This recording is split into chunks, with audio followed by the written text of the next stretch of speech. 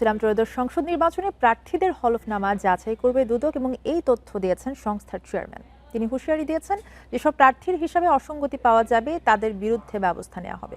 এই বিষয়ে আলোচনা করতে রাজধানীর মোহাম্মদপুর থেকে আমাদের সাথে যুক্ত আছেন দুর্নীতি দমন কমিশন দুদকের সাবেক মহাপরিচালক মইদুল ইসলাম। জনাব মইদুল ইসলাম, আপনাকে স্বাগত জানাচ্ছি ইন্ডিপেন্ডেন্ট সংবাদে। এবং যে প্রশ্নটা দিয়ে আলোচনা শুরু করতে চাই তা হলো, হলফনামায় যে আয়ের হিসাব নেতারা দেখান এবং যে জীবন যাপন করেন তা কি অসামঞ্জস্যপূর্ণ মনে হয়? জি, ধন্যবাদ। সেই এটা আপনার দুদক হয়তো দেখতে চাইছে ওই বিষয়টাই, যে হলফনামায় তাদের আয় ব্যয়ের যে হিসাব দিচ্ছেন এবং সম্পদের যে তথ্য দিচ্ছেন সেটা কতখানি সঙ্গতিপূর্ণ এবং তার যে জ্ঞাত আয়ের সাথে কতখানি সঙ্গতিপূর্ণ সেইটাই হয়তো দুদক দেখবে এবং সেটাই দুদক দেখতে পারে। আপনার নির্বাচন কমিশন আইনের ভিতরেই আছে যে যদি হলফনামায় যে কোনো রকমের তথ্য যদি মিথ্যা দেয় কিংবা তথ্য গোপন করে তাহলে সেই ক্ষেত্রে প্রার্থিতা বাতিল করার সুযোগ আছে মনোনয়নপত্র জমা দেওয়ার সময়ে, আবার বাছাইয়ের সময়ে, আবার এমনকি যদি নির্বাচন হয়েও যায় তারপরেও প্রার্থিতা বাতিল করার সুযোগ নির্বাচন কমিশনের হাতে বর্তমানে নিয়ে আসা হয়েছে। কাজে নির্বাচন কমিশনেরও দায়িত্ব আছে ওই হলফনামা খতিয়ে দেখার। তবে তাদের একটা অসুবিধা আছে যে তারা নিজে থেকে করেন না, যদি কেউ তাদের কাছে অভিযোগ করে তখন সেটা হয়তো তারা তদন্ত করে দেখতে পারেন।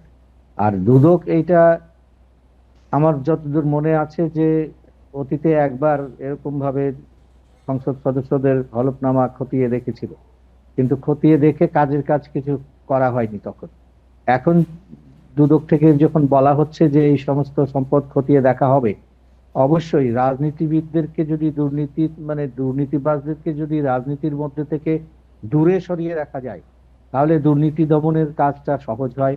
এবং সেই কারণেই দুদক যে এখন এই হলফনামা খতিয়ে দেখার কথা বলছে, এইটা তাদেরকে একটু দ্রুত করতে হবে। কারণ আমরা জানি যে দুদকের যে সম্পদ যাচাইয়ের যে পদ্ধতি সেটা অনেক লেংদি, অনেক জনাব মইদুল সময় ইসলাম, নেয়, আপনার অনেক কথার দিন সূত্র ধরে। ধরে যদি বলতে চাই, যেমনটা বলছিলেন যে অতীতেও একবার এরকম হিসাব যাচাই করা হয়েছিল এবং কাজের কাজ কিছুই হয়নি। এবারও তারা বলছে যে হলফনামার হিসাব দেখবে। এটা কি শুধু বলার জন্যই বলে, নাকি এবার কোনো তৎপরতা দেখা যাবে? না, সেই ক্ষেত্রে আমি বলবো যে অতীতের দৃষ্টান্তটা যেন কমিশন মনে রাখে, যে অতীতে একবার তাদের বিগত মানে আপনার পূর্বসূরি যারা ছিলেন তারা একবার এরকম হলফনামা নিয়ে এসে যাচাই বাছাই করে তারপরে তাদের সবকটাকে ছেড়ে দেওয়া হয়েছিল, কোনো ব্যবস্থা নেওয়া হয়নি। আর বর্তমানে নির্বাচন কমিশন আইনেই তো তাদের আপনার আসন শূন্য করার মতন ব্যবস্থাও আছে। তো দুদক যদি এখন এই সম্পদগুলো যাচাই করে, যাদেরকে সন্দেহ মনে হবে তাদের সম্পদ যাচাই করে যদি এখানে অসঙ্গতিপূর্ণ তথ্য পায় তাহলে দুদক একদিকে জ্ঞাত আয় বহির্ভূত সম্পদের মামলা করবে, আর একদিকে হচ্ছে যে নির্বাচন কমিশনে জানাবে তার প্রার্থিতা বাতিল করে তার আসন শূন্য করার জন্য। সেক্ষেত্রে তাহলেই আরেকটা কাজ বিষয় হবে একটু এবং জানতে সেই চাইবো যে কাজটা হলফনামার তথ্য সঠিক কিনা তা কি যাচাই বাছাই নির্বাচন কমিশন করবে, এবং অল্প সময় সেটা কি করা সম্ভব?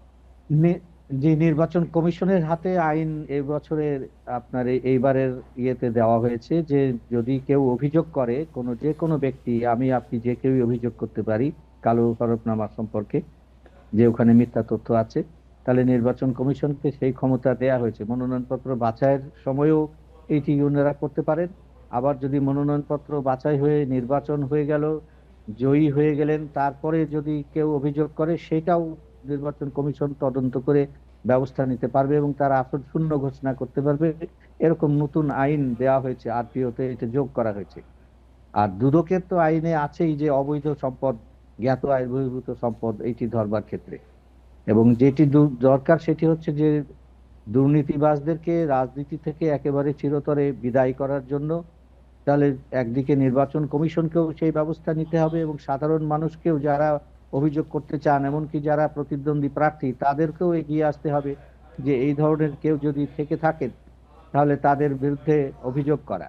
জি। আর দুদকের কাজ হচ্ছে যে দুদক যেন এই ধরনের কাজগুলো দ্রুত কাজ করে এবং দ্রুত ব্যবস্থা গ্রহণ করে, সনাতনী যে ঢিমে তেতালা ব্যবস্থা সেইভাবে যেন না চলে। জি, জনাব মইদুল ইসলাম, আপনাকে অসংখ্য ধন্যবাদ আলোচনায় যুক্ত হবার জন্য।